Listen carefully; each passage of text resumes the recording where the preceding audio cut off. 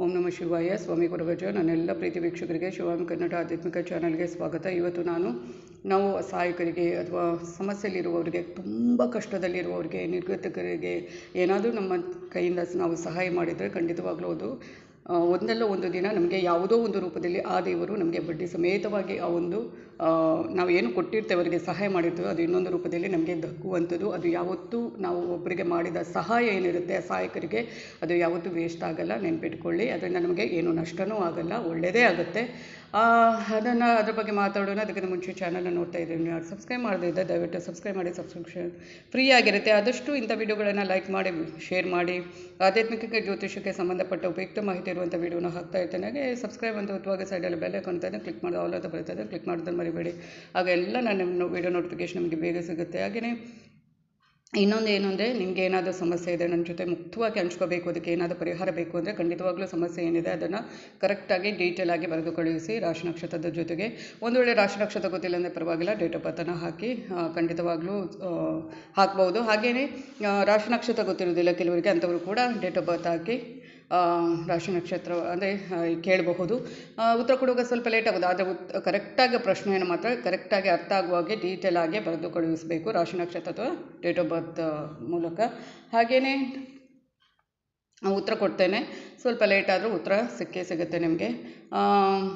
ನಾನು ನಿಮ್ಮ ಜೊತೆ ಯಾವತ್ತೂ ಇರ್ತೇನೆ. ನಾನು ನಂಬಿರೋ ಶಿವದೇವರ ಕೋರಿಕೆ ಜೊತೆ ಆಶೀರ್ವಾದ ನನ್ನ ಎಲ್ಲ ಪ್ರೀತಿಯ ವೀಕ್ಷಕರ ಮೇಲೆ ಸದಾ ಇರುತ್ತೆ ಅಂತ ಹೇಳ್ತಾ, ನಾವು ಏನೋ ಒಂದು ಬೀದಿ ಬದಿಯಲ್ಲಿ ಇರ್ತಾರೆ ಅಲ್ವಾ, ತುಂಬ ಮನೆ ಇಲ್ಲ, ಬಟ್ಟೆ ಇಲ್ಲ, ಊಟ ಇಲ್ಲ ಅಂಥವರು ನಿರ್ಗತಿಕರು, ಅಸಹಾಯಕರು ಅಂದರೆ, ಅಥವಾ ಅನಾಥಾಶ್ರಮದಲ್ಲೋ ಎಲ್ಲೋ ಇರ್ತಾರೆ ಅಲ್ವಾ, ಅಂಥವರಿಗೆ ನಾವು ಏನೋ ಒಂದು ಹೊತ್ತಿನ ಊಟನೋ ಅಥವಾ ಬಟ್ಟೆನೋ ಅಥವಾ ಏನೋ ಒಂದು ಧನ ಸಹಾಯ ಅವರಿಗೆ ತಿನ್ನೋಕೆ, ಅವರಿಗೆ ಬೇಕಾಗಿರೋದು ಏನು ಗೊತ್ತಾ, ಅವರ ತಲೆಯಲ್ಲಿ ಏನೂ ಇರೋದಿಲ್ಲ. ಈಗ ಬೀದಿ ಬದಿಯವರ ಈ ದೇವಸ್ಥಾನದ ಪಕ್ಕದಲ್ಲೋ ಬೀದಿ ಬದಿಯಲ್ಲೋ ಎಲ್ಲ ಇರ್ತಾರೆ. ಅನಾಥಾಶ್ರಮದಲ್ಲಿ ಒಂದು ಅನಾಥ ಆಶ್ರಮ ಆದರೂ ಇರುತ್ತೆ. ಅದು ಬಿಟ್ಟು ಈ ಬೀದಿ ಬದಿಯಲ್ಲೆಲ್ಲ ಇರ್ತಾರೆ, ಒಂಥರ ಏಜ್ ಆದವರು, ಮಕ್ಕಳು, ಇನ್ನೊಬ್ಬರು ಮತ್ತೊಬ್ಬರು ಎಲ್ಲ ಇರ್ತಾರೆ ಅಲ್ವಾ. ನಾವು ಎಲ್ಲೋ ನಡ್ಕೊಂಡು ಹೋಗ್ತೀವಿ, ಅಲ್ಲೆಲ್ಲ ಇರ್ತಾರೆ, ಕೈ ಚಾಚ್ತಾ ಇರ್ತಾರೆ. ಆಗ ನಾವು ಏನು ಮಾಡಬೇಕು, ಕೆಲವರು ಏನು ಮಾಡ್ತಾರೆ, ನೋಡಿಯೂ ನೋಡೋದಾಗೆ ಹೋಗ್ತಾರೆ. ಅದರಿಂದ ಏನು ಅವರಿಗೆ ಸಿಗುತ್ತೋ ಗೊತ್ತಿಲ್ಲ. ನಾನೇ ಹೇಳ್ತೇನೆ, ಯಾವುದೇ ಒಂದು ಕೆಟ್ಟ ಕರ್ಮ ಒಳ್ಳೆ ಕರ್ಮ ಅಂತ ಇದ್ದೇ ಇರುತ್ತೆ. ಹಿಂದಿನ ಜನ್ಮದಲ್ಲಿ ಅದೇನೋ ಇದು ಮಾಡಿದ್ದಕ್ಕೆ, ಘೋರ ತಪ್ಪು ಮಾಡಿದ್ದಕ್ಕೆ ಅವರಿಗೆ ಅಂಥ ಒಂದು ಶಿಕ್ಷೆ ಪ್ರಾಪ್ತವಾಗುತ್ತೋ ಗೊತ್ತಿಲ್ಲ. ಕೈಕಾಲು ಇರೋದಿಲ್ಲ ಅಥವಾ ಇನ್ನೊಂದು ಇರೋದಿಲ್ಲ, ಮತ್ತೊಂದು ಇರೋದಿಲ್ಲ. ಅವನ್ನ ನೋಡುವಾಗ ನಮಗೆ ಒಂಥರ ಏನು ಕನಿಕರ ಬಂದುಬಿಡುತ್ತೆ ಅಲ್ವಾ. ಪಾಪ ಅವರಿಗೆ ಗೊತ್ತಿರೋದಿಲ್ಲ ನಾವು ಹಿಂದಿನ ಜನ್ಮದಲ್ಲಿ ಏನು ಮಾಡಿದ್ದೇವೆ, ಅದಕ್ಕಾಗಿ ನಮಗೆ ಈ ಜನ್ಮದಲ್ಲಿ ಈ ಥರ ಅಂತ ಅವರಿಗೆ ಅದ್ರ ಬಗ್ಗೆ ಯೋಚನೆಯೇ ಇಲ್ಲ. ಅವರಿಗೆ ಯೋಚನೆ ಏನಿರುವುದು ಗೊತ್ತಾ, ಒಂದು ಹೊತ್ತಿನ ಊಟ, ಆ ಶಿವೆ ಅನ್ನೋದಕ್ಕೆ ಒಂದಿಷ್ಟು ಆಹಾರ ಸಿಕ್ಕಿದರೆ ಸಾಕು ಅಂತ ಬಿಟ್ಟರೆ ಅವರಿಗೆ ಇನ್ನೇನು ಇರೋದಿಲ್ಲ. ನಾವು ರೋಡಲ್ಲಿದ್ದೇವೆ, ನಮಗೆ ಮನೆ ಇಲ್ಲ, ಕೂತ್ಕೊಳ್ಳಿಕ್ಕೆ ಜಾಗ ಇಲ್ಲ ಅಥವಾ ಬಟ್ಟೆ, ಅದರ ಬಗ್ಗೆ ಏನೂ ಯೋಚನೆ ಮಾಡಲ್ಲ. ಅವರಿಗೆ ಬೇಕಾಗಿರೋದು ಒಂದು ಹೊತ್ತಿನ ಊಟ ಕೊಟ್ಟರು ಅದೇ ನೀವು ಮಾಡುವಂಥ ದೊಡ್ಡ ಏನು ಕೆಲಸ. ಆಗ ನಾವು ಏನೋ ಕೊಡ್ತೇವೆ ಅವರಿಗೆ ಪ್ರೀತಿಯಿಂದ, ಆಗ ಅವರ ಮುಖದಲ್ಲಿ ಬರುತ್ತೆ ಅಲ್ವೊಂದು ಸ್ಮೈಲ್, ಆ ನಗು. ಅದು ಏನಾಗುತ್ತೆ ಗೊತ್ತಾ, ನನಗೆ ಎಷ್ಟೋ ಸಲ ಅನ್ನಿಸಿದ್ದು ಇದೆ. ನಾನು ಏನಾದರೂ ಸಹಾಯ ಮಾಡಿದಾಗ ಅವರಿಗೆಲ್ಲ ಕೊಟ್ಟಾಗ ಅವರೊಂದು ಸ್ಮೈಲ್ ಮಾಡ್ತಾರೆ ನೋಡಿ, ಅದರಲ್ಲಿ ದೇವರನ್ನು ನಾವು ನೋಡಿದರೆ ಆ ದೇವರೇ ನಕ್ಕಾಗೆ ಕಾಣುತ್ತೆ ನನಗೆ ಕೆಲವೊಂದು ಸಲ. ಅಂದರೆ ಏನು ಗೊತ್ತಾ, ದೇವರಿಗೆ ಅದು ಸಂತೃಪ್ತಿ ಆಯಿತೋ ಏನೋ ಅಂತ ಅವರ ಮುಖಭಾವನೆಯಲ್ಲಿ ಅದನ್ನು ನೋಡ್ತೇನೆ ಅವರ ಮುಖದಲ್ಲಿ, ಆ ನಗುವಲ್ಲಿ ಅಂತಲೇ ಹೇಳ್ಬೋದು.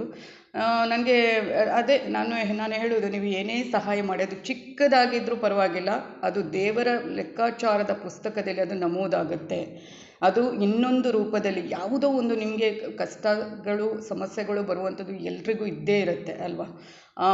ಆಗ ನಿಮಗೆ ಯಾವುದೋ ಒಂದು ರೂಪದಲ್ಲಿ ಅದು ನಿಮಗೆ ದಕ್ಕುತ್ತೆ. ದೇವರು ಅದನ್ನು ಕೊಡ್ತಾರೆ. ನೀವು ಮಾಡಿರೋದು ಚಿಕ್ಕ ಸಹಾಯ ಆಗಿರ್ಬೋದು, ಅದು ದುಪ್ಪಟ್ಟು ಒಂದು ರೂಪದಲ್ಲಿ ನಿಮಗೆ ಬಂದು ಸೇರುತ್ತೆ, ನಿಮ್ಮ ಕೈಗೆ ಬಂದು ಸೇರುತ್ತೆ. ಅದನ್ನು ನೆನಪಿನಲ್ಲಿ ಇಟ್ಕೊಳ್ಳಿ.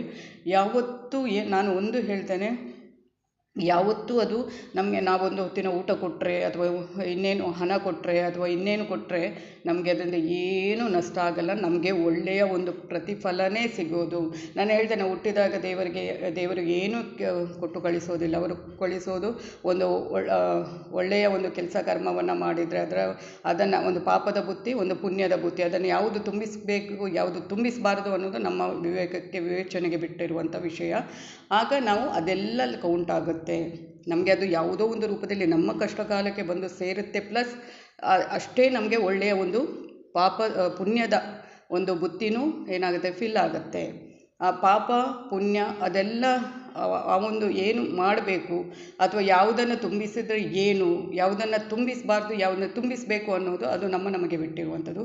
ಅದಕ್ಕೆ ನಾನು ಹೇಳೋದು ಈ ದೇವಸ್ಥಾನದ ಪಕ್ಕದಲ್ಲೋ ರೋಡ್ ಸೈಡಲ್ಲೋ ಇನ್ನೆಲ್ಲೆಲ್ಲೋ ಇರ್ತಾರೆ ಆ ಮಕ್ಕಳು, ಚಿಕ್ಕ ಚಿಕ್ಕ ಮಕ್ಕಳು, ಬಟ್ಟೆ ಇರೋದಿಲ್ಲ ಅಥವಾ ಇನ್ನೊಂದು ಇರೋದಿಲ್ಲ. ನಾವು ಒಂದು ಹೊತ್ತು ಕೊಟ್ಟರೆ ಅವರಿಗೆ ಇಡೀ ಲೈಫ್ ಲಾಂಗ್ ಬರಲ್ಲ, ಸರಿ. ಆದರೆ ಕೈಯಿಂದ ನಮಗೆ ನೋಡಿದಾಗ ನಮ್ಮಿಂದ ಸಹಾಯ ಮಾಡೋಕ್ಕಾಗಿದ್ರೆ ಯಾವುದೋ ಒಂದು ರೂಪದಲ್ಲಿ ಅವರಿಗೆ ಒಳ್ಳೆಯ ರೂಪದಲ್ಲಿ ಸಹಾಯ ಮಾಡಿದರೆ ಅವರ ಒಂದು ಆ ನಗು ಏನಿದೆ ಅದೇ ನಮಗೆ ಒಂದು ದೊಡ್ಡ ದೇವರು ಆಮೇಲೆ ಕೊಡ್ತಾರೆ, ಸರಿ.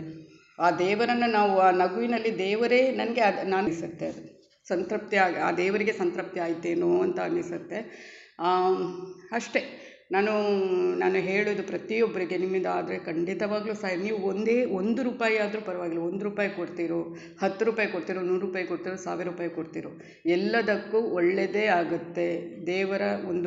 ದೇವರು ಅದನ್ನು ಬರೆದೇ ಇಟ್ಟಿರ್ತಾರೆ. ಯಾವುದೋ ಒಂದು ರೂಪದಲ್ಲಿ ನಿಮಗೆ ಬೇಕಾದಾಗ, ನಿಮಗೆ ಒಂದು ಕಷ್ಟ ಕಾಲ ಅಥವಾ ನಿಮಗೆ ಸಮಸ್ಯೆ ಬಂದಾಗ ಅದನ್ನು ಯಾವುದೋ ಒಂದು ರೂಪದಲ್ಲಿ ಕೊಟ್ಟೇ ಕೊಡ್ತಾರೆ. ಗೊತ್ತಾಯ್ತಾ? ಅದನ್ನು ಅರ್ಥ ಮಾಡ್ಕೊಳ್ಳಿ. ಯಾರಿಗೆ ಏನು ಸಹಾಯ ಮಾಡಿದರೆ ನಷ್ಟ ಆಗಲ್ಲ. ಏನೇ ನೀವು ಪಾಪ ಮಾಡಿ, ಏನೇ ಪುಣ್ಯ ಮಾಡಿ, ಏನೇ ಒಳ್ಳೆಯದು ಮಾಡಿ, ಏನೇ ಕೆಟ್ಟದ್ದು ಮಾಡಿ, ಎಲ್ಲಕ್ಕೂ ಲೆಕ್ಕಾಚಾರದಲ್ಲಿ ದೇವರ ಲೆಕ್ಕಾಚಾರ ಪುಸ್ತಕದಲ್ಲಿ ನಮೂದಾಗುತ್ತೆ. ಅರ್ಥ ಆಯ್ತಲ್ಲ?